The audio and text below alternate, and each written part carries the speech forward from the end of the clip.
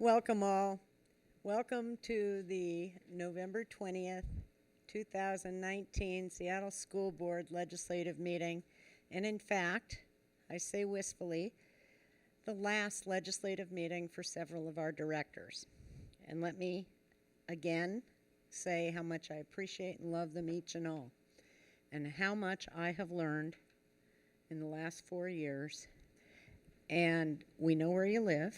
We have your telephone numbers, and you're not done yet, because we're going to keep you in the district and leverage the knowledge that you have worked so hard to earn.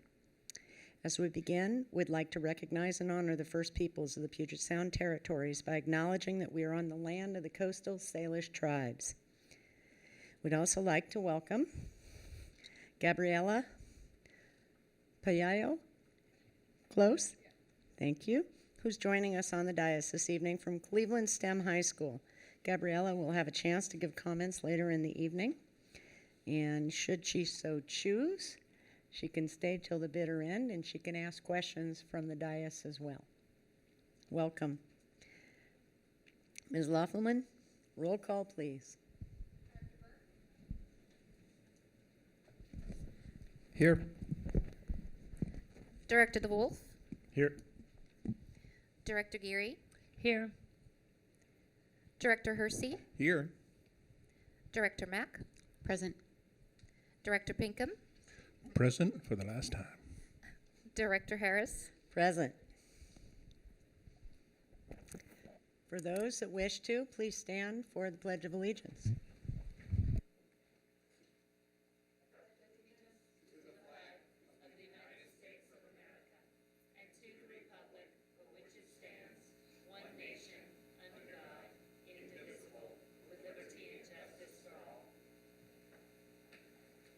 This is indeed a bonus evening. We have two performances. First, we're going to welcome students from Lawton Elementary School who will perform. And additionally, we'll be hearing from the Robert Eagle staff drumline after this performance. Directors, please take your seat in the front row.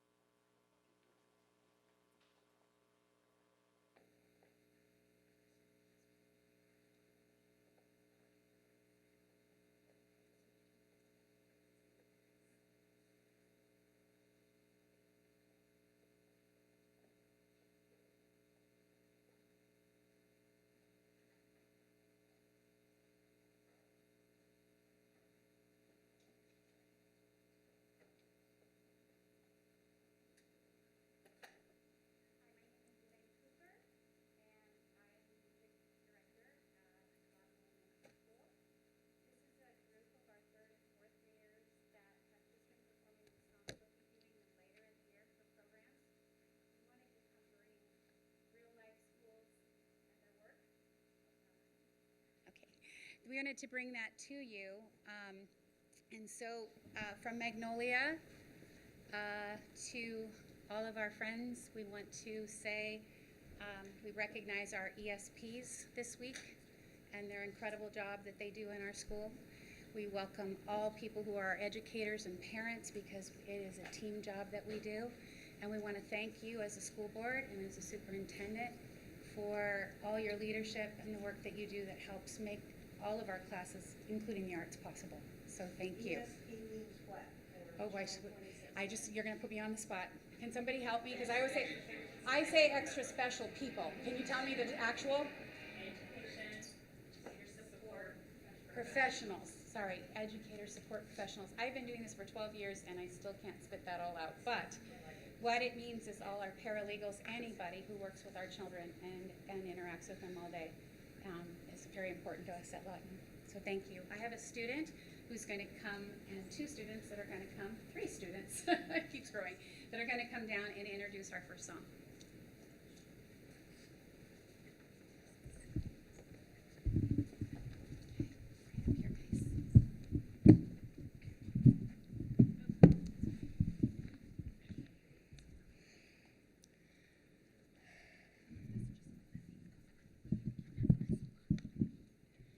For our first song, we're going to sing Tall Cedar Tree by Joseph Hilaire, who is an elder from the Lummi Nation. He gave this song to his daughter, Pauline. She shared it with the children of the Lummi Nation and with us. We are singing this song because we need trees. The red cedar tree is very important to the Lummi Nation of Washington State.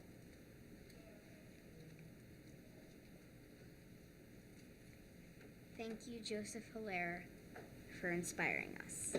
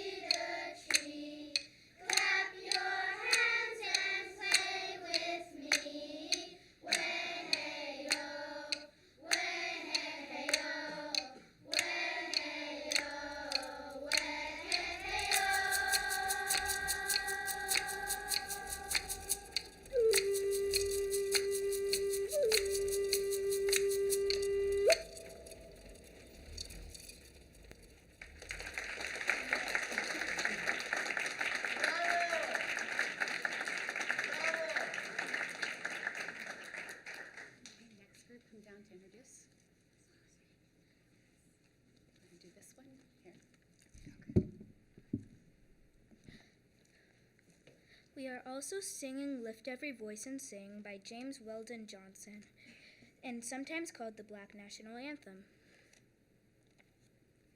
This song is about how we will overcome, how every day is a new day to be kind to every single person in this world. And I have one thing that I think everybody should remember. Everybody has a heart and everybody has feelings, and we will lift our voices for what we believe in. We will make things right. It doesn't matter what you look like, or your race, or your gender. We are all people, and we will overcome. Thank you.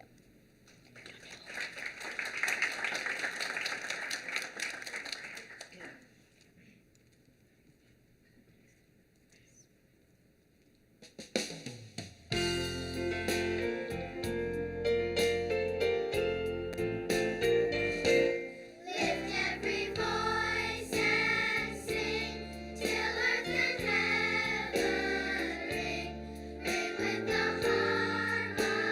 harmonies.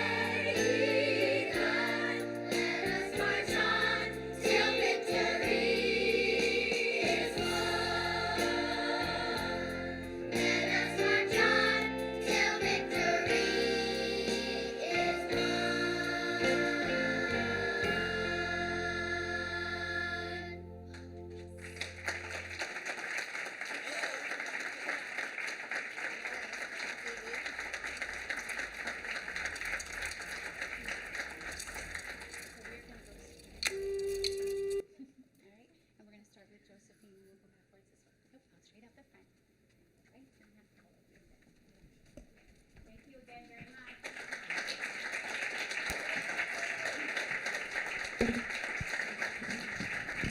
I should note that Eden Mack had two sons who were with us at Lawton and with me from kindergarten all the way up until last year. So we miss them, and it's wonderful to see you here. Thank you.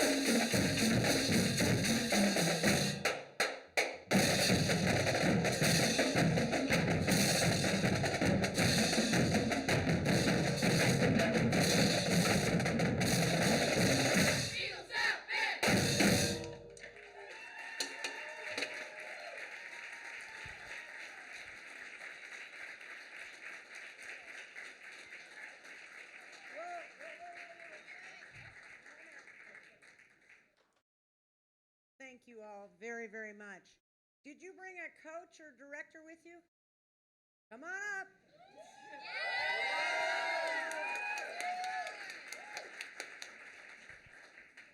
Thank you. We need your name. We need how long you've been with the district, how long you've been with Robert Eagle Staff Middle School. My name is John Aguilar. I have actually been with the district for a long time. So I went to Concord Elementary School. I went to Denny Middle School. I went to West Seattle High School, Chief South High School, then went to the UW, and now back to Eagle Staff. So I don't know how many years that is, but it's been a long time. I've been with Eagle Staff since its inception in 2017. So I was the very first band director to build the program literally from nothing into what it is today. I really want to highlight, though, the work that Nazer Oliveira has done. So Nazer, can you join me up here?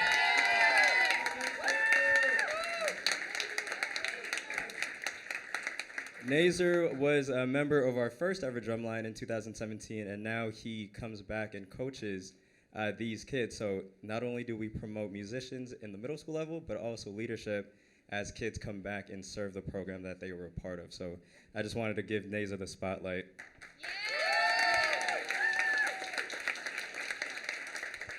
Thank you. I want to hand the microphone around.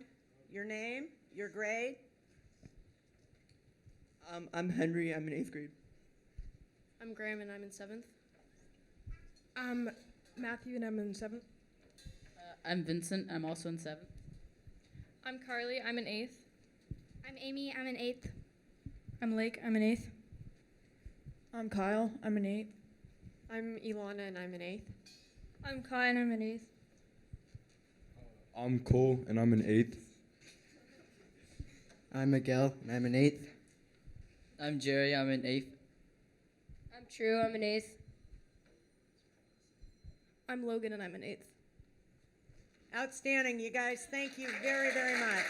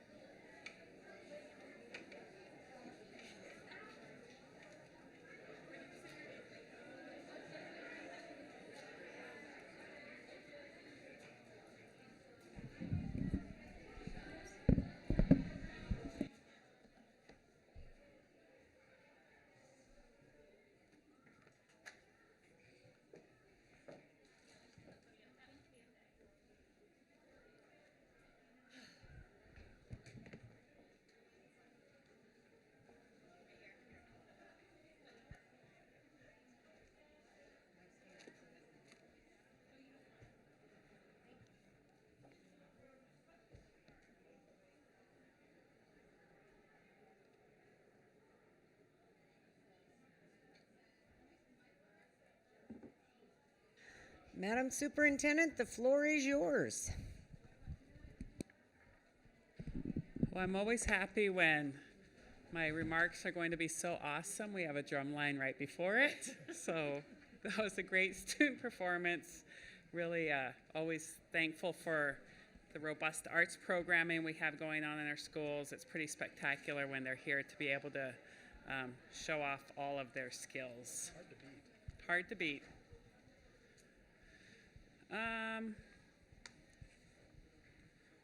So thank you, and as I usually do, this is just a reminder of our strategic plan priorities, so we always ground our conversations, and as you all know, this is the focus of our work for the next 5 years.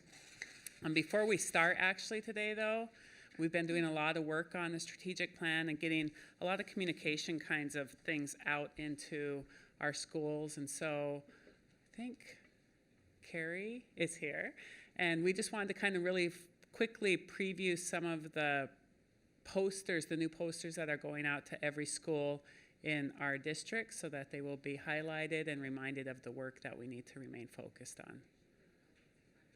They would like them to come up front, please. Vannas, all the Vannas.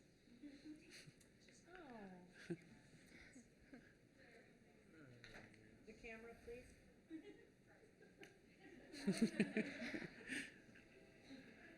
Nice job, comms team.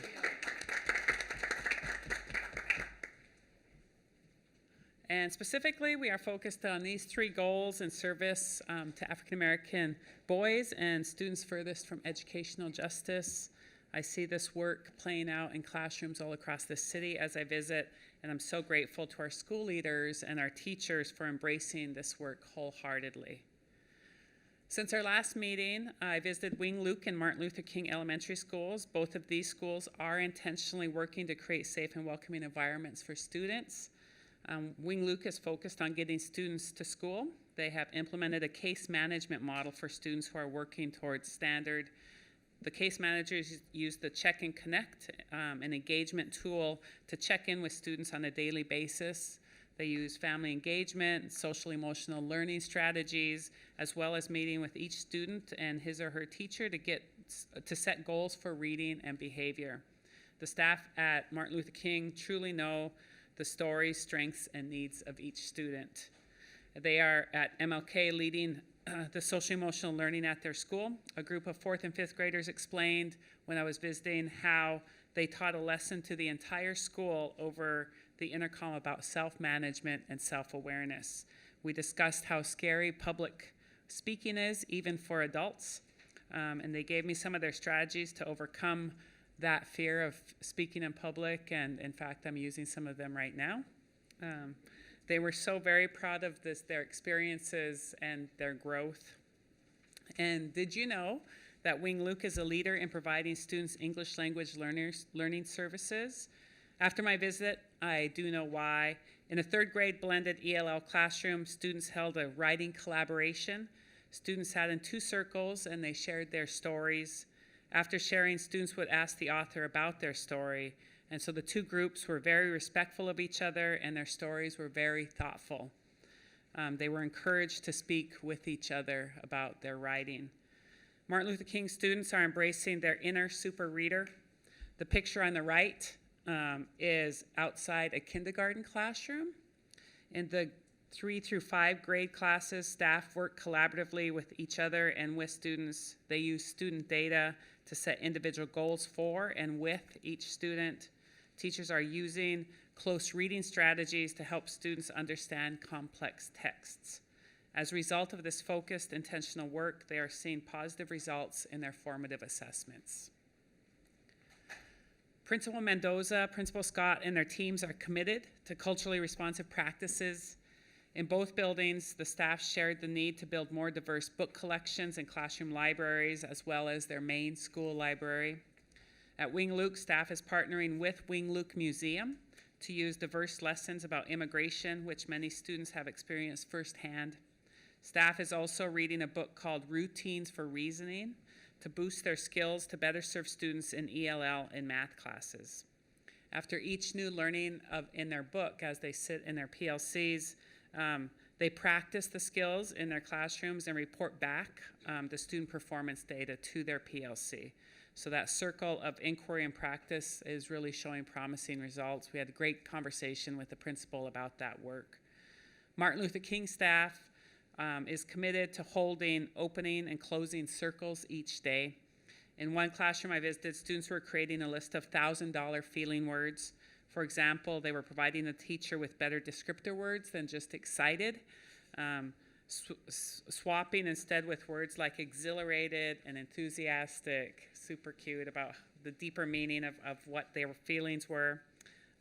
They use strategies from Caring School Community, which comes from our adopted literacy materials. Caring School Community promotes positive behavior through direct teaching of responsibility, empathy, and cooperation, creating a setting where students feel heard, known, and cared for. I just want to thank Principal Mendoza and Principal Scott for their leadership and thank the staff at Wing Luke and MLK for their focus on student learning. And finally, there is no shortage of Black excellence in our schools. I see it in every single space I enter across our district. The top right picture shows you the level of enthusiasm our learners have in their classrooms. This happens to be a lesson, like I spoke to earlier, about immigration and culture, but our young leaders are excited to share their knowledge with each other and their teachers in many of our classrooms. The other two pictures highlight young leaders at MLK. These students shared their feelings about public speaking with me and with each other. They were honest, articulate, vulnerable, and supportive of each other in this space. The topics they shared over the school intercom were about self-awareness and self-management. They told me things like, I felt like I was the chosen one. I felt exhilarated. I did this because I wanted to grow as a student. This young lady featured in the top left photo told us that she spoke and she was like, I am a school person. I jump out of bed every day excited to come to school. When I hear those stories and sit with students, I'm just so thankful for the staff in our schools and our community that are creating these spaces for our young leaders. They're very, very powerful, and when you sit with them and you see smiles like that about learning, it's hard to beat. So with that, I'm going to go to the front of the room to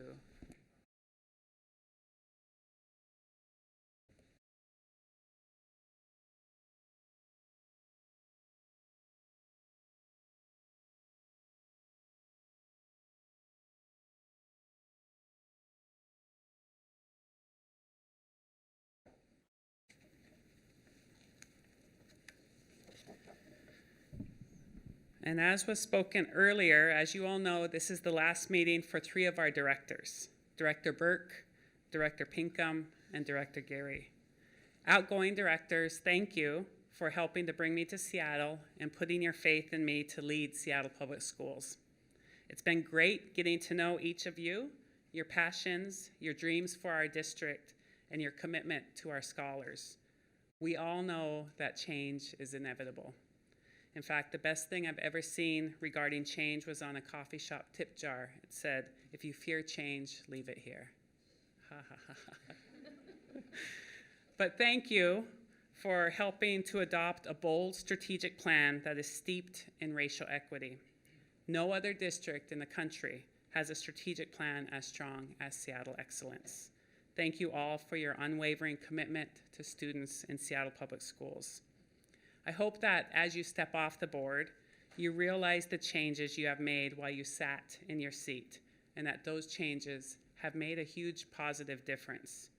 The work that school boards do is impactful for our entire community. So thank you for your deliberate, thoughtful, student-centered, equity-based decision-making. I have a small token of appreciation for each of you, a certificate and a joke book. So you don't forget that even though we deal with really big, hard issues, we need to keep a sense of humor and not always take ourselves so seriously. So the first one, Director Burke, you've been a fierce and vocal advocate for career and technical education, among many other issues.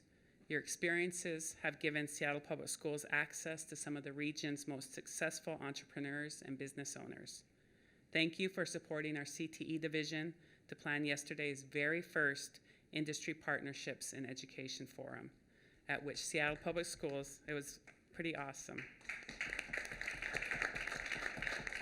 at which SPS issued a challenge to our community and business and industry partners, a challenge to become more involved with providing high school students with job shadowing, internships, and jobs. And just through that small work and those small steps, Director Burke, your legacy and SPS will live on in many ways, but most importantly, I think what you've done to advance career and technical education. And thank you for your service to our staff and students. So it's time for your picture.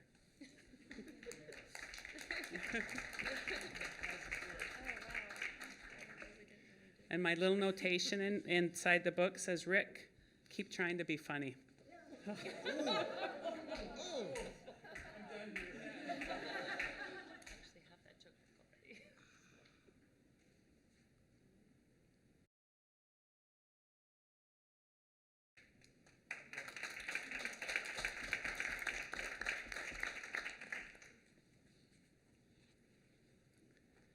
Director Pinkham, thank you for holding us accountable to make the invisible visible. You consistently challenge challenged us to do better with our data to ensure all students are represented, especially our Native students. You have been relentless in your quest for the best services for Native students. You help lead the way in our work to adopt since time immemorial, and you insist that our staff get trained in that curriculum. I'm confident Gail Morris and her team will continue the great work that you helped kickstart. And just given that it's Native American Heritage Month, and your service and your election to this board is pretty significant. And so I thank you for stepping up, for raising your hand, and for serving this district in such a strong, culturally responsive way. Thank you so much.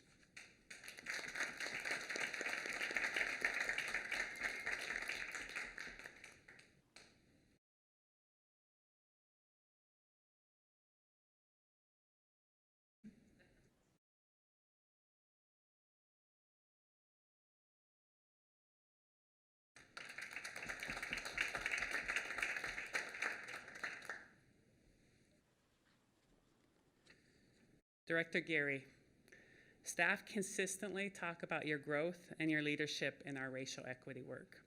Thank you for modeling how to be a lifelong learner in service to Seattle Public School students. Your leadership helped ensure that we have a strong theory of action focused in racial equity in our strategic plan, Seattle Excellence. I look forward to moving the anti-racist policy you drafted in partnership with community to the full board for approval later this year. You have also held us accountable to better serve students needing special education services. Because of you, our special education services are a model for others in the state and nation. You will be missed, and I'm hopeful you will continue in your efforts to support Seattle Public Schools. Thank you for your service to staff and students throughout the district.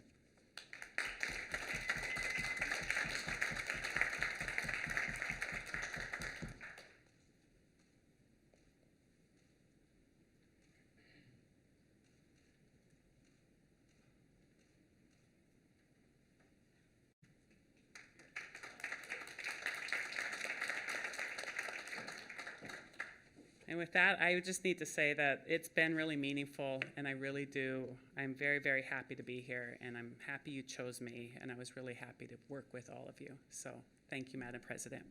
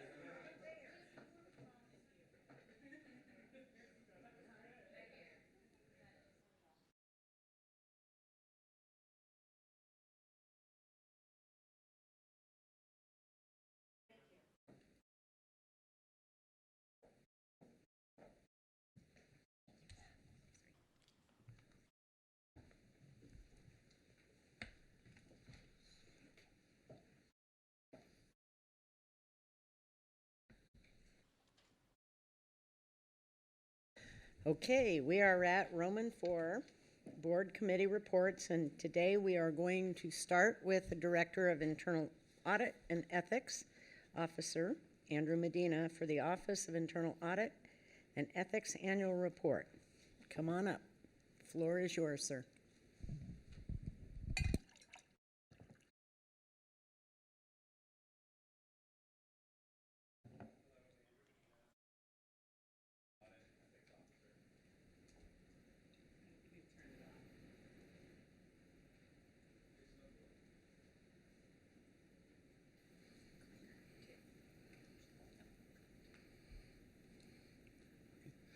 Working now. Andrew Medina, Director of Internal Audit and Ethics Officer, and I'm here to provide two annual reports. The first is the annual Internal Audit Report. Board procedure requires that I provide an annual report that goes over the audits completed, major audit findings, corrective actions taken by administrative managers, and significant findings not addressed by management. So this year we completed 4 audits and 3 board director projects. We also conducted some internal audit benchmarking, which was provided to you a couple weeks ago. And we also created and began using a racial equity advancement internal audit consideration tool in our audits. This is a tool designed to help make us aware of any potential racial equity considerations impacting the areas that we're going to be auditing.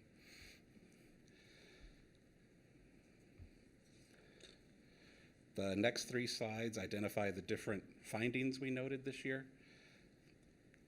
The Thornton Creek Elementary School was also audited by the State Auditor's Office. Their results were largely similar to ours and included many of the same issues and recommendations. The findings on the slides have more detailed information in the actual audit reports, which are available on our public website. These findings that are listed represent the areas that we'll want to monitor to ensure that corrective actions are taken. The audit process itself is very transparent. Each audit finding is discussed in detail at a public Audit and Finance Committee meeting. After that, it's posted to our department's public website. And then at the next board meeting, the chair of the Audit and Finance Committee makes an announcement of the completed audits. The next topic is corrective action plans. It's important to note that the corrective action process is a management function. Administrative management is responsible for maintaining an adequate system of internal controls, and this includes following up on outstanding audit recommendations.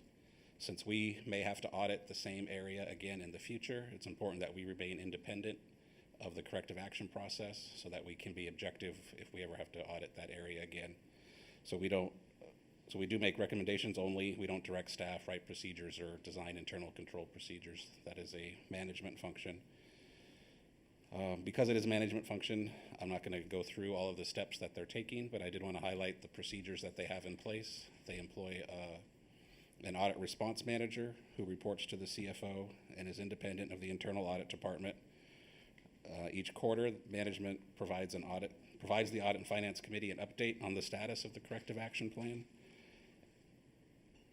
And after the corrective actions have been implemented, we can do follow-up audits if necessary.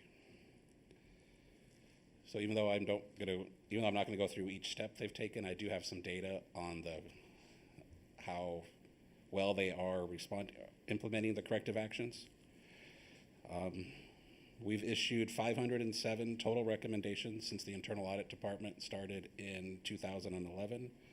Of those, only 1% are overdue, less than 1% are overdue, and only 1% are still in progress. And by in progress, it means they're still within their 6-month window to implement recommendations, or they've received an extension from the Audit and Finance Committee. I think this slide shows that management is implementing corrective actions. The one thing to keep in mind, however, is that this data is based upon management's assertion. They inform the audit committee that items have been corrected, but internal audit doesn't go in and actually verify that the corrective procedures were adequate unless we've done a formal follow-up audit. The 2 overdue items relate to items that must be bargained. We have not had any actual disagreements with management where they've refused to input our recommendations. We have had some instances of misunderstanding that have required further clarification, but the only outstanding items that have a significant delay are the ones that involve bargaining. The next report is the annual ethics report. It requires a report on the number and types of contacts received, the percentage of contacts submitted anonymously, and the status of the ethics training program. So every contact I receive gets logged into one of 10 types of contacts. The majority are advisory opinions, 42%. These are employees that are trying to be proactive and do the right thing. I think a high number of advisory opinions is very positive. It shows that employees want to do the right thing before they actually do it, so they're reaching out to me to make sure it's okay in advance. 16% are categorized as other. These are items that are not related to ethics, nor are they complaints. They can be public records requests, other school districts asking for help, or just being copied on notifications. Personnel complaints are 11%. These typically involve discrimination, harassment, and bullying, or employee assignments. These are not part of the ethics office authority, so these are automatically forwarded on to human resources. Miscellaneous complaints represent 9%. These are complaints that don't involve the ethics policy and are also not considered whistleblower or personnel. Ethics complaints represent 8%. These are complaints that are actually an allegation that an employee has violated the district's ethics policy. And 8% of the contacts are also employees that are not necessarily employees, but just anybody exploring available options. They just have questions about what happens if they move forward and where it'll go. Conflict of interest disclosures are 4%, and then less than 1% are whistleblower complaints, training requests, and whistleblower retaliation. As far as anonymous complaints, this slide shows all types of complaints. Anonymous complaints can be a bit concerning because it may signify that there is a lack of trust in the system or a fear of retaliation. This, like I said, this is all complaints, but the next slide breaks it down a little further by the individual type of complaints. Of the 4 types that I received, personnel, miscellaneous, ethics, and whistleblower, overall 59% are received anonymously, but if you look at the breakdown, most of those are the personnel complaints that are forwarded on to human resources. If you're looking at just the whistleblower, ethics, and miscellaneous complaints, only 46% of those are anonymous. There are no changes to the ethics training program this year.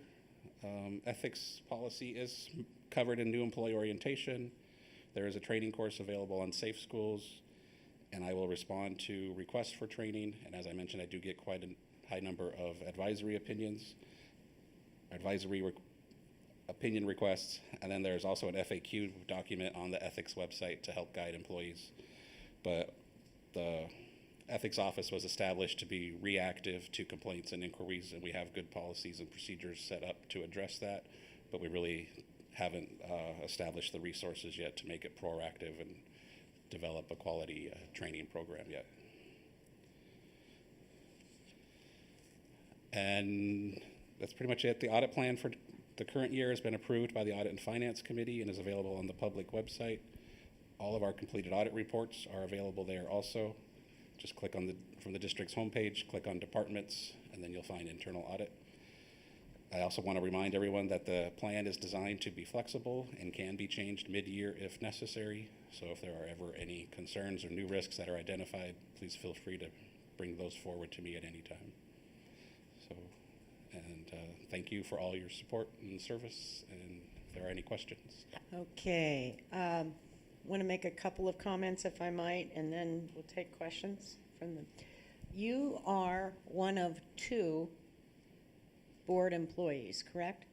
Answering directly to the board? Yes. You and the superintendent? Yes. Okay. And you also took a hit in your department this last year with respect to reduction in force, is that correct? Yes, we lost 1 auditor position Share the pain. through budget. Right. Okay. Questions, comments, concerns from my colleagues as to Mr. Medina's report? Director Burke. I'm just curious, if the metrics you present, sorry, I can't even speak. It's not going to be a good evening. The data that you shared, if you have any trending information, and if that's something that should be part of the regular annual report, because I think that could help identify shifts in how our policies or how our culture is impacting your work. I do have the data available for that, and I was kind of trending like anonymous complaints for a little bit. Last year, we kind of did our definition of whistleblower complaints to be in line with state law, and that kind of shifted things. So if I went back and recategorized everything going all the way back. It would be easy to do that, but as of now, a lot of things that used to be whistleblower are now miscellaneous because they were anonymous or they weren't submitted by an employee or they didn't involve the right categories. So I can certainly start planning for that going forward, but yeah. I guess to be specific, would you advise including trend lines as part of the report, or is there enough change in, you know, how we label or how we structure that it could give us, you know, an artificial data because of other factors? Maybe that's a topic I don't know if I'm for, going to give you a direct answer. Topic for you and future chairs of Audit and Finance to work out. I think the hard part about it is the number of complaints is actually fairly small. The personnel and miscellaneous, we get a lot of those, but the whistleblower and ethics complaints, there's not a lot of those, so there's really not a lot of data to graph, at least not in the last year or two. Director Mack. I just want to say thank you for a comprehensive and thoughtful presentation of the report. As always, I find the work that comes out of your office and your other auditors to be sound. It's great work, and I think it's a really important part of the process, and so thank you for the work that you do, and looking forward to work in the future. Thank you. Any other director comments, questions, concerns? Director Pinkham, Chair of Audit and Finance.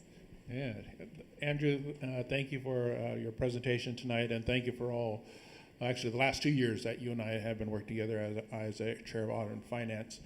Just appreciate working with you, getting to know you, and the service that you provide for our district. You know, that having our own internal auditor makes sure that we're always going in the right direction, and that if we start lying off a little bit, you help us get back on the correct path. So make sure that we're serving all of our students, staff, anyone that wants to be associated or is associated with the Seattle Public Schools, that they feel confident in what they're getting. And if they don't feel confident, you're there to help and direct them which way to go, and to hopefully get some answers. And I just say thank you for your service. It was a pleasure. One of my last things that I'll be doing as Chair of Audit and Finance is finish his evaluation for this year, so I welcome any directors to send me any comments that they may want to share. Again, Katsiayo, thank you. Thank you.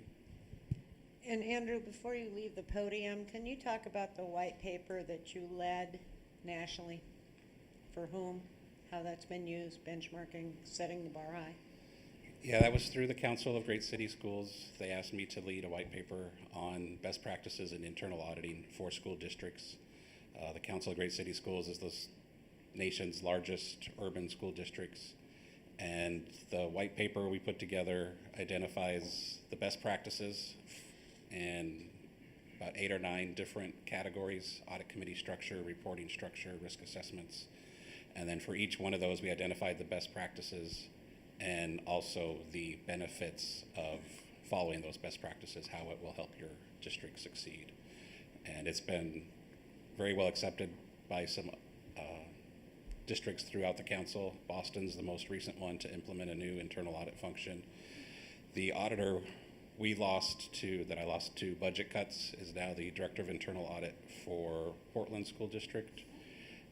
Had to go to Portland, but they, in her words, they treat the white paper as the Bible, and they're following it very closely to help her get set up.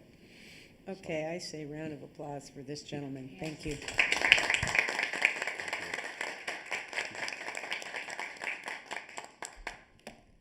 Okay, let's hear from directors, committee chairs, and liaisons. Who would like to go first?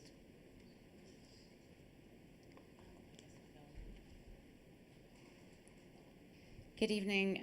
Relatively short report out. There's not much to talk about from legislative since last meeting, other than WASDA is having its annual conference this week, and we do have a WASDA Legislative Committee meeting as well as other activities. But the majority of that work we talked about last week or 2 weeks ago. For operations, we haven't had a meeting since the last meeting, but we will be having one December 5th. And we are anticipating a number of great conversations, things on the agenda, including transportation service standards. That's a document that lays out what are our service standards for buses, who gets which types of service, how. So that'll be coming to ops. Lease agreement on facilities warehouse, the capacity management actions for 2021 school year, next school year. That's helps decide if we need to increase or decrease space in buildings by adding classrooms or adding portables, and that will be coming forward.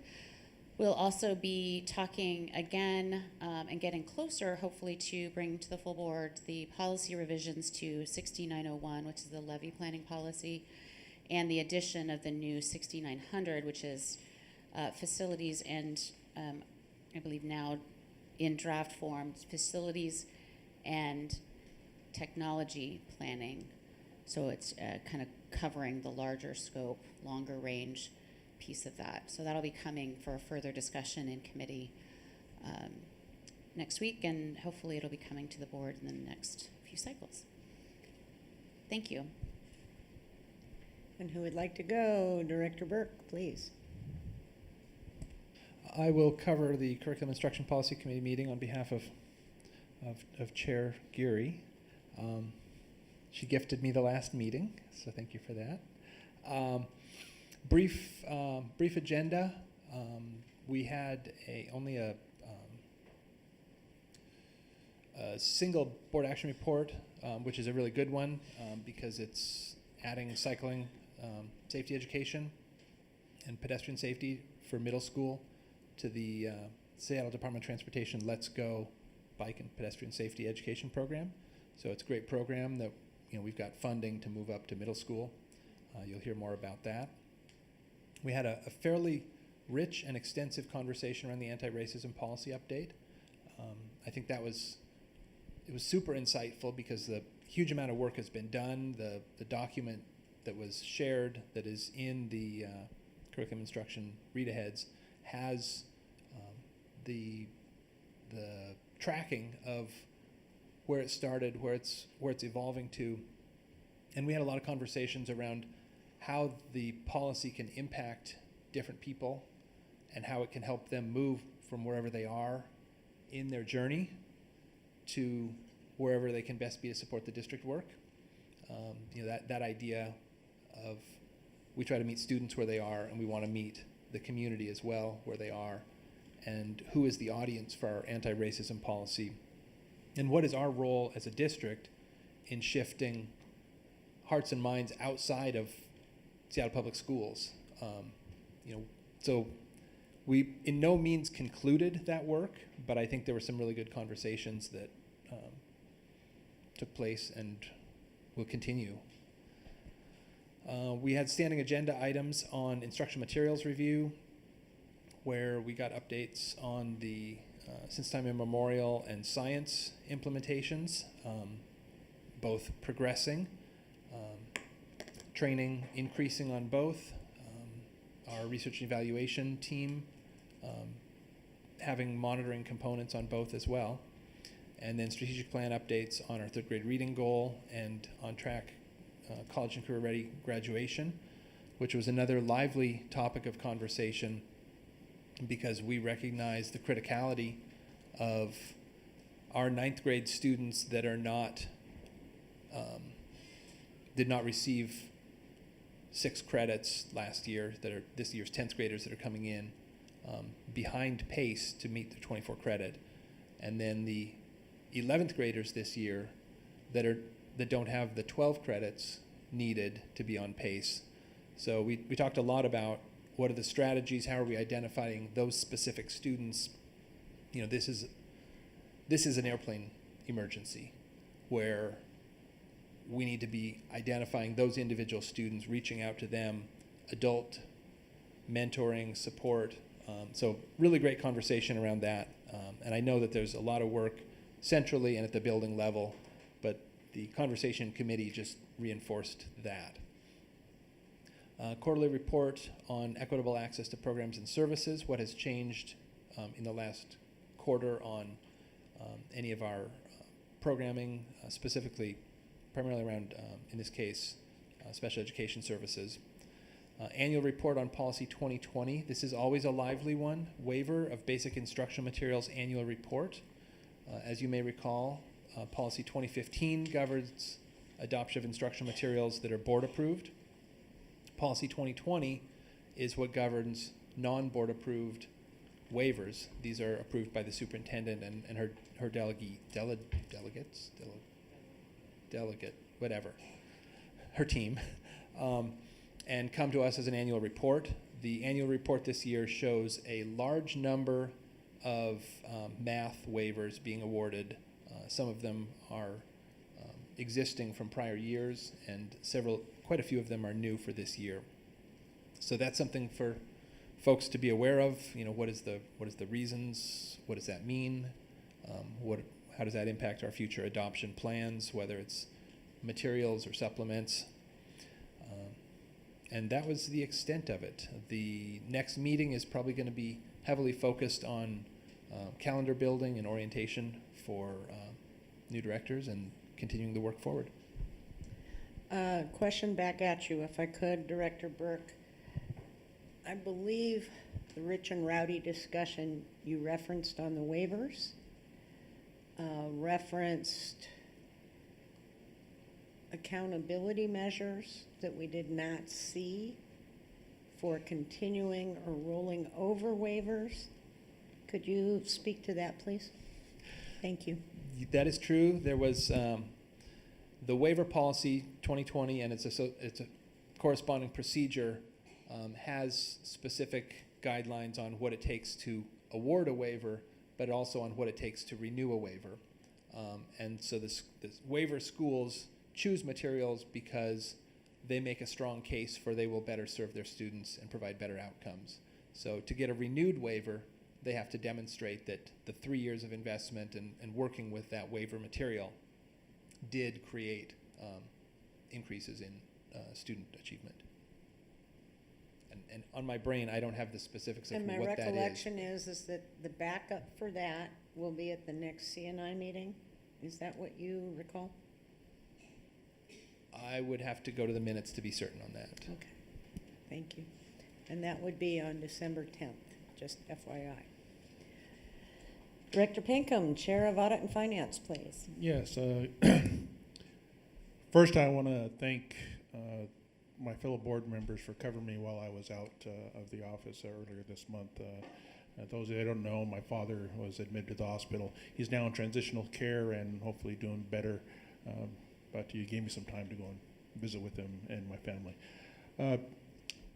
There has been no A&F meeting since the last board meeting. Thank you, Director Mack, for chairing the meeting right before and giving the report on that. And all I can share right now is A&F, we do have one action item on the agenda tonight and 2 on the intro. The next quarterly A&F meeting will be, quarterly A&F meeting will be December 3rd. Hopefully we'll again have the new board directors and joyfully join that. And the next actual A&F meeting will be the following Monday on December 9th. And I just want to thank everyone for supporting me during my absence. Kansiayo. Mr. Mack. Yeah, I just realized that I misspoke when I said that we didn't have our last operations committee since the last meeting that I reported on the previous meeting, because we did, in fact. It was the day after our last board meeting, so I apologize for misspeaking. And I have the minutes in front of me to remind me of the incredibly robust conversations we had over a number of topics. Many of those things are in our agenda tonight, so I won't review that, but just to reiterate that the BEX BTA Oversight Committee provided their semi-annual report and gave us some recommendations to consider in relation to how we do our work and approve contracts and maybe streamline some of our processes going forward. So it's really great. I'm really grateful to that advisory committee for all the work that they do and that they've provided some really robust recommendations. And We also had an update on our green resolutions and our environmental efforts that have been going on, which is really robust. The district is doing many things across many different what people might consider silos. They're crossing silos to do this environmental sustainability work in the building of our buildings. It's deeply embedded in the management of our facilities. It's embedded. So it was really great to get some good information on what's going on. And thank you to all the students who participate on green teams and help support composting and all the various things that they do. We got an update on our advisory committees. Capacity, Enrollment, and Facilities Master Plan Advisory Committee is still getting spun up, and we're still working on getting that advertising out for that advisory committee. Hopefully this week or early next week it'll be posted, and then it'll have some long, a decent timeline. It'll be pushed out to a lot of groups, and hopefully we'll get some great membership for supporting that work, as well as the SCWA, the Student and Community Workforce Agreement Task Force. Those meetings are now published on the Operations Committee agenda, so that's publicly noticed if you're interested in seeing that. And it sounds like they're doing some really great work, being facilitated well, and they'll be coming out with recommendations.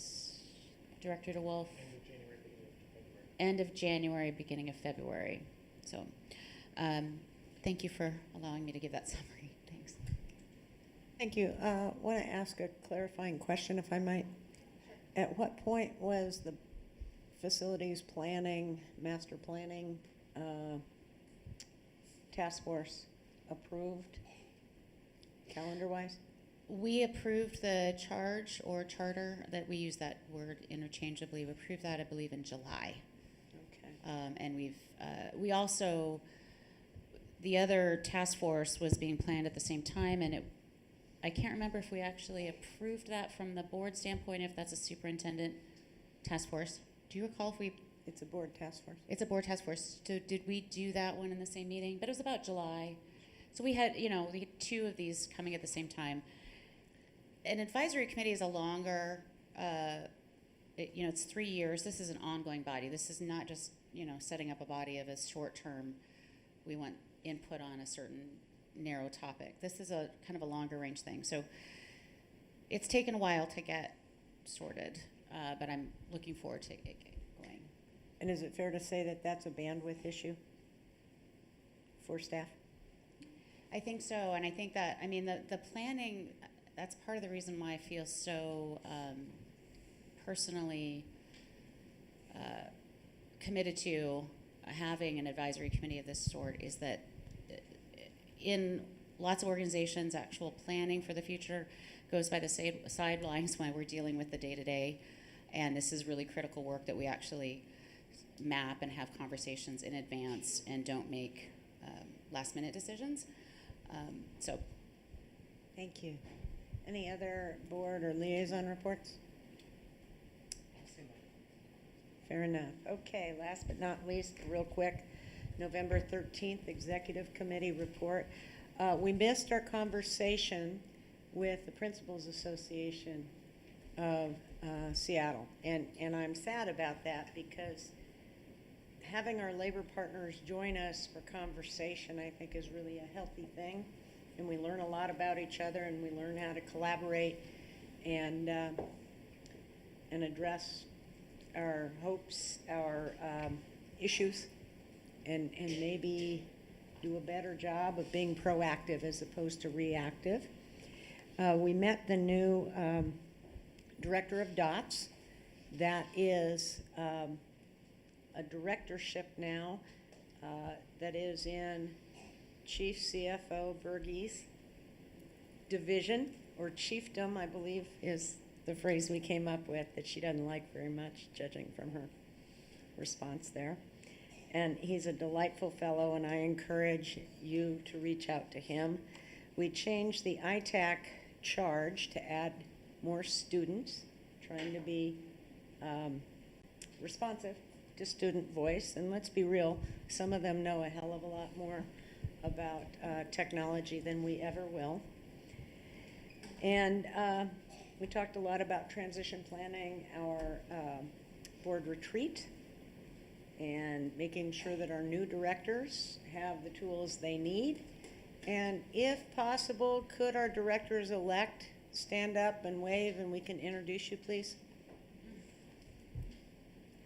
Lisa Rivera-Smith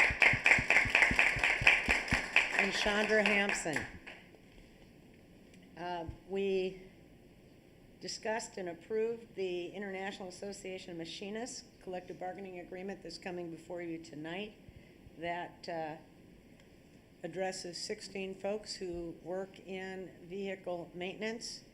And we love them because most of our vehicles are very, very old, and without their assistance, they would not be on the road safely, and we do have a safe record on that. Okay, we have a time check here of 5:24, and we have student comments, 5:30 on the dot. If you're not finished, you get to finish your comments after public testimony. Does that work for you? Yeah. Okay. Reintroduce Gabriella. She's a senior at Cleveland STEM High School. She's been a part of the ASB since her freshman year. And she's also the ASB Vice President for the school. She enjoys partaking in leadership opportunities around the school and helping her community at Cleveland. The floor is yours. Tell us what we need to know. Doesn't have to be good. And do tell us what you've enjoyed as well. Okay, thank you. Well, so I personally do enjoy going to Cleveland. I feel like Cleveland is probably one of the most diverse high schools in Seattle.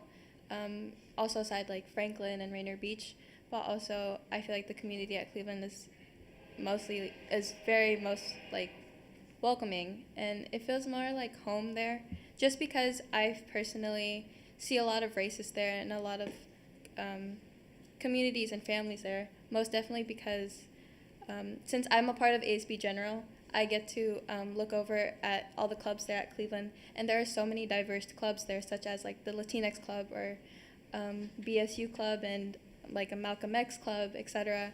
And to me, it makes me happy to see how well people are really driven into their own race and how well they want to show it off to the school. And since we have a multicultural night coming up, December 19th, I believe, it is also such a good, it's a good time for the community, especially down in South Seattle, to come in and to celebrate all the cultures there, especially at Cleveland High School, and it's most definitely welcome to the community as well. Also, since I am a senior this year, I'm getting ready for college, and I'm getting ready to move on from this high school life and to become the young adult that I'm ready to be. Cleveland is most definitely going really hard and strong about preparing us for college, especially coming from like the start of your sophomore year all the way up to senior year. They're really preparing you for college, most definitely. Today we did a lot of college work that is recommended for us to graduate. Forgot what it was called, but we did a lot of work online today, especially in our advisories. We took a lot of time doing that, and that shows us as students how caring these teachers are towards getting our education and helping us to grow as people, most definitely. And I think one of the unique things about Cleveland is how it's a STEM school. Most definitely is how STEM, science, technology, engineering type school. Most definitely it helps. I'm a SOED student, which is the student of engineering and design. I chose that pathway because I most definitely want to pursue in that going off towards high school. And I feel like it really helps me to prepare because there are two pathways at Cleveland. There's the life science and the engineering design pathway. And you can see how students are already driven to what they want to be when they grow up. I most definitely already know like what I'm trying to strive for. And it's really, I don't know, it's like, I feel like Cleveland is such a good school because of how well the teachers are prepared to get you to be successful in life. And I most definitely love the community of teachers there. I've grown so many bonds with my teachers because of how well they're driven to get you to where you need to be and to help you. Like if you have any problems with like work or like anything you really want to talk about, they're always there for you. They're really there as a teacher / like friend type of way. And I think that's what makes Cleveland stand out the most because of how well everybody treats you like family. You know, like the teachers there, they know your name, they know who you are. If you walk in the halls, everybody's gonna say hi to you. You're gonna feel welcomed every time you walk into Cleveland. And I've always felt that way for the last 4 years I've been there at Cleveland. And I'm actually, it's kind of sad how I'm graduating this year over all the times I've complained like, oh, there's too much homework, oh, these teachers are getting me mad. But since I'm a senior this year, I most definitely grew to see the bigger picture on why they're pushing me to giving me so much homework, why they're giving me such a hard time in class and getting on my head, calling me every time. It's because they really are knocking down on preparing me to become the person I really want to be. And I'm actually really excited to move on forth with that and to get into college, most definitely. And I don't know, I'm really glad to be an Eagle with that. Can you introduce your assistant principal? Could you stand, please? Ms. Brown.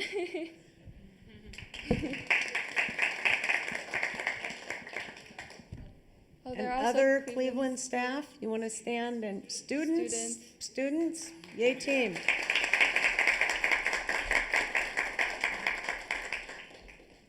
Including one, at least one, that's on the superintendent's student advisory board. Thank you for being here. We're going to ask you questions, board directors, after we have public testimony because we have indeed reached 5:30 and we try and start public testimony on time because we appreciate y'all coming down here to tell us your truths. We also appreciate that it's an awkward time for folks and that the traffic, frankly, stinks. As does our ingress and egress off Lander. Getting better. It's going faster. Okay. The rules for public testimony are going to be on the big screen, and I'm going to skip through most of them. One person at a time speaks. The majority of your comments need to be on the topic that you signed up for. You have two minutes total. When you have 30 seconds left, you will have a yellow light. Please start wrapping up your comments. That's out of respect for everybody in this room. Focus on the comments should be on issues and solutions and should be directed to the board. And we expect appropriate behavior. No racial slurs, personal insults, ridicules, or threats will be allowed. Signs are subject to the same rule. Ms. Loffelman, could you read off the three folks on the list? Certainly. And if you hear your name as second and third as she reads the list, if you would come stand behind so we can keep rolling this through. Thank you. The first three speakers are Justin Nguyen, Alexander Landwehr, and Asia Gelawang.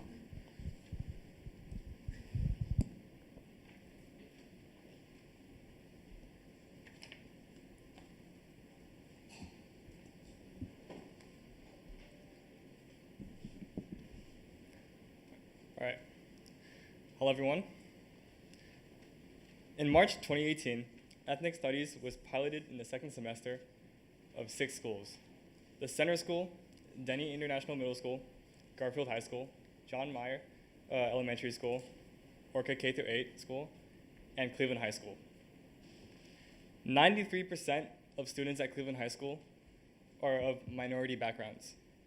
Students of color, for the first time, had the opportunity to truly learn about their heritage, to learn about their community's activism, and to learn about how their people resisted oppression.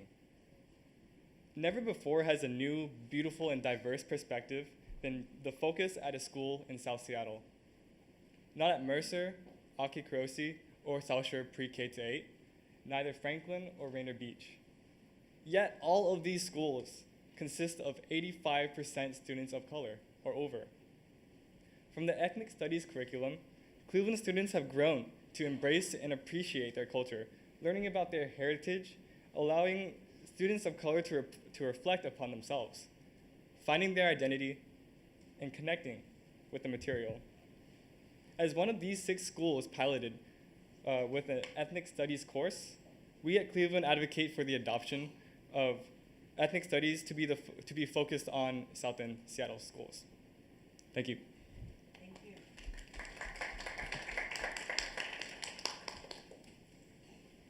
Hello, Alex is on his way. He's stuck in traffic.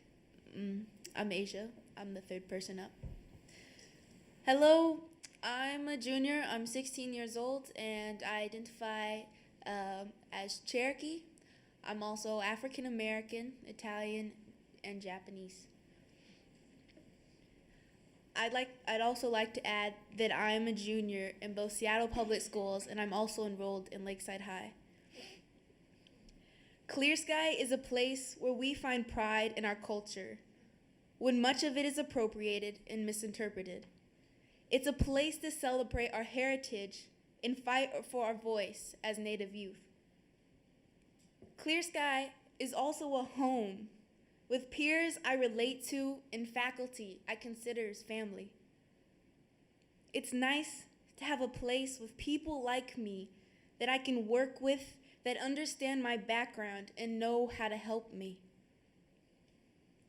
The abruptness of Clear Sky being evicted from Robert Eaglestaff gave me doubt in myself and my ability to continue to perform at school and find strength in my self-identity because of the lack of support I'd have without Clear Sky.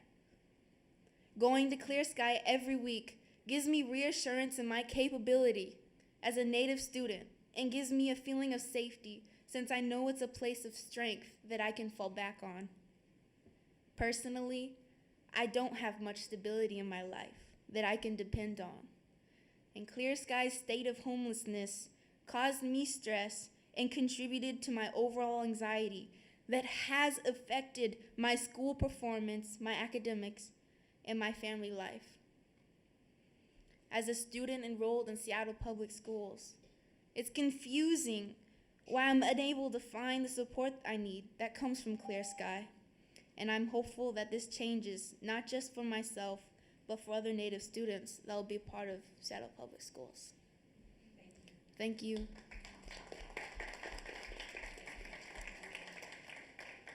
Next up are Anna Howell, Chris Jackins, and Jimmy R. Simmons.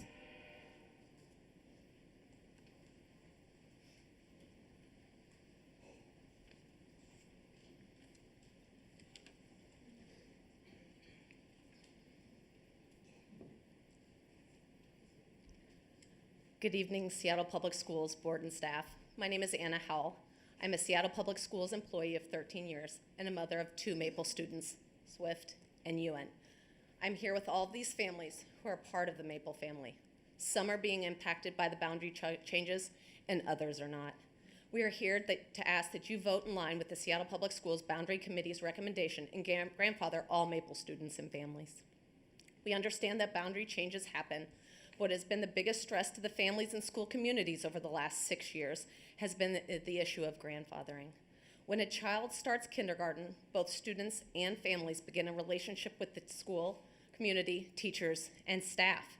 Parents join the PTSA. ELL students begin working with specialists, and students with IEPs have the support team in place to make sure their individual needs are being met. And we all know that students learn best when they feel safe and secure. We also understand by grandfathering students, it does not provide an immediate relief to the enrollment at the school. But what it does do is ensure that FTE is not lost, funding can be secure, and a long-term plan can be put in place. Will Maple need some support in this? Yes, and we hope that the district will provide that. But we are not in the business of doing, we are in the business of doing what is right for kids and families and not what is easiest in the moment. And that is not pulling kids from their school community. These are our kids. All of us right here and others who couldn't come have put time and energy into making our school a welcome and safe place for all that go there. These kids are not numbers, they're not robots, and you can't reprogram them to go to a new school. Students need consistency, trust, and stability to be successful in school. And by uprooting entire schools, you're going to cause trauma to hundreds of families.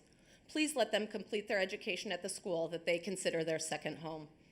We chose Maple because it is our neighborhood school. We invested time in Maple because it is our neighborhood school. And we have built relationships with Maple because it is our neighborhood school. Please let us stay at our neighborhood school. Please support Seattle Public Schools Committee recommendation and vote yes to grandfathering. Thank you.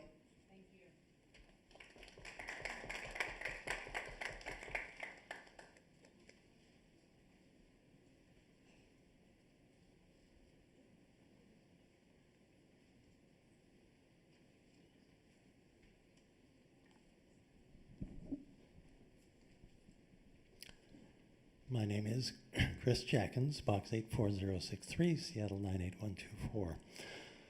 On the 3 board directors who are leaving the school board, I wish to thank these board members for their work for Seattle Public Schools. On the Spanish instructional materials adoption, RCW 28A320230 requires the board to approve the members of the Instructional Materials Committee. This has not happened. Please vote no. On the Southeast Elementary attendance area boundary changes, 6 points. Number 1, the board action would adopt scenario G.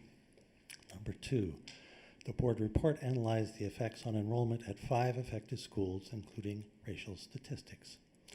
Number 3, according to the definitions in state law, WAC 392-342-025, 4 of these schools are currently racially imbalanced. Their white and non-white percentages are more than 25% away from the district average. Number 4, scenario G would aggravate racial imbalance at 2 of these schools, Dearborn Park and Maple, causing their white and non-white percentages to become further away from the district-wide average. Number 5, in order to receive state matching funds for capital projects, the school board voted to adopt resolutions pledging that the district would not use the facilities in a way that would aggravate racial imbalance. Number 6, if the board votes to approve scenario G, it appears that the board will be violating state law, WAC 392-342-025. Please vote no. On Indian Heritage High School and the African American Academy, please quickly reopen these schools. Also, it's nice to have Maple and Clear Sky here tonight. Thank you.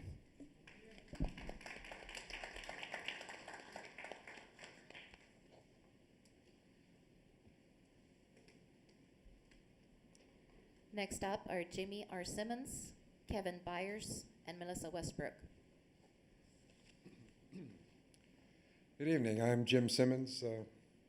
I'm here to speak regarding item 3 of your action list, or your action list, Resolution 2019/20-17, having to do with the certification of excess levies and calculation of general fund levy rollback for 2020.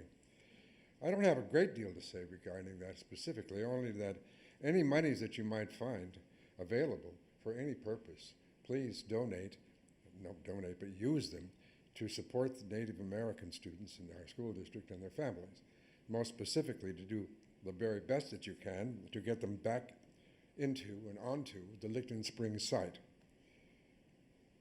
Now, I know full well that you as board members constantly struggle with an underfunded situation, and there are many more needs always than you can meet.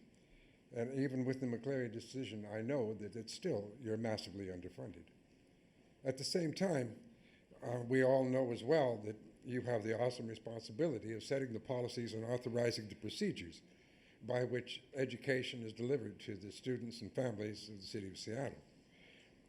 This awesome responsibility, of course, is yours, and I just wanted to remind you of it, and that I know that you employ administration then to carry out your policies and procedures. To that point, I'd like to talk a little bit about what happened with the partnership in UNEA. It was severed abruptly with a letter. It seems as though there was no attempt by the school district to talk about this issue or this severing prior to the severance of that partnership arrangement and the eviction of UNEA from the site. You talk about transparency as being one of the things that I think most of you use probably in your election campaign. How is this transparent? It seems as though you may be the captive of administration. They do things perhaps which you aren't aware they're going to do, and you're stuck with it. And then, since there's a hush order out, if there's a lawsuit filed, you can't talk about it. Therefore, our school board has made no comment whatsoever to the public, to the Native American community, regarding the action that was taken. I would hope that you would be able to prevent this sort of betrayal by at least looking at your policies and procedures that frustrate your transparency, that leave you dealing with decisions made by administration which you were not aware. Bang, you were blindsided, there it is, now you got to deal with it. Set up some sort of policies and procedures to control that, to improve your transparency, to stop being captive to administration, which I believe most management studies would say, if you leave bureaucratic administration to themselves, they will serve themselves rather than the purpose to which they were created. And you're responsible for that. You're responsible for having an administration that adheres to your policies and that you control sufficiently to avoid being captive to their decisions. That's all I have to say. Thank you. Good evening.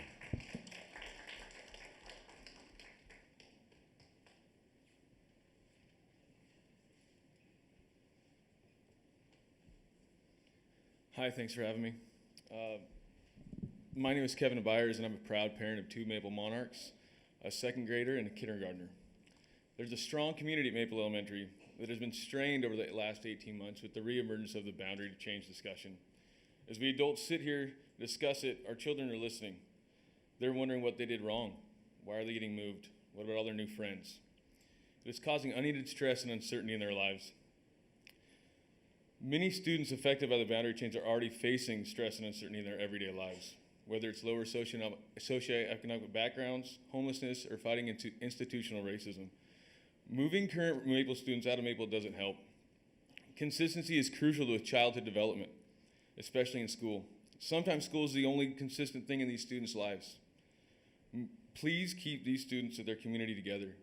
Please give these students consistency. Please grandfather all students at Maple Elementary. Thank you. Thank you.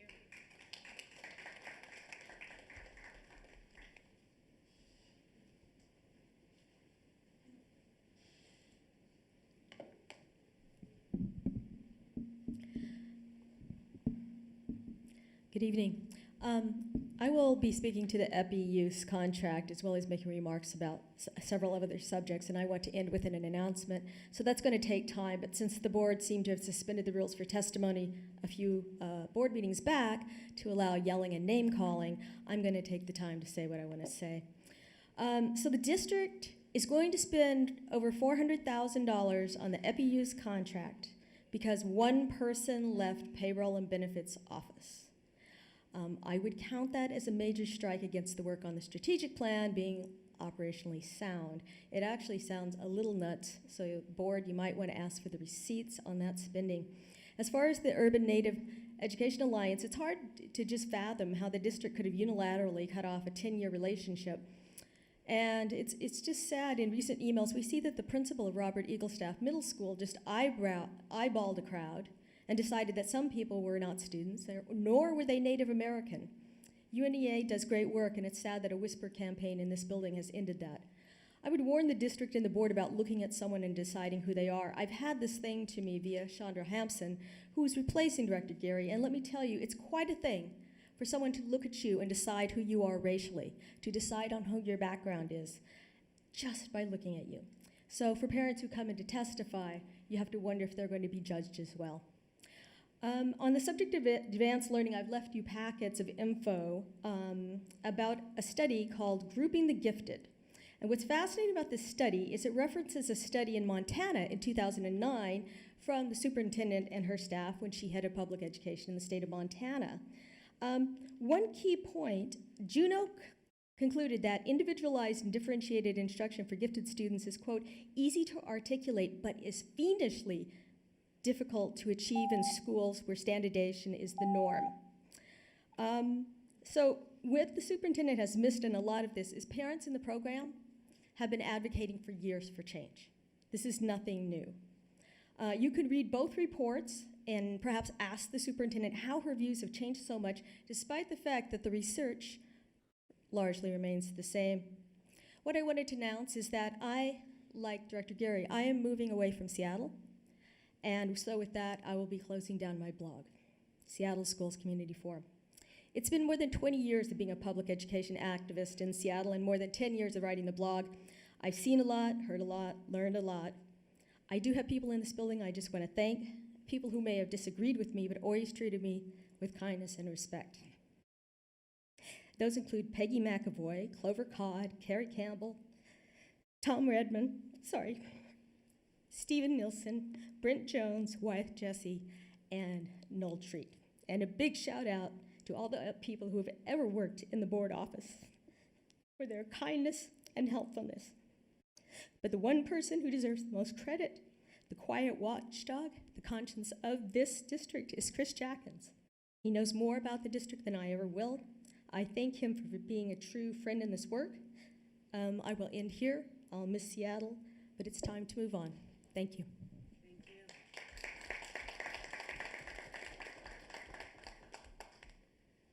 Next three speakers will be Sarah Sense Wilson, Chandler Charles, and Thomas Raymond Spear.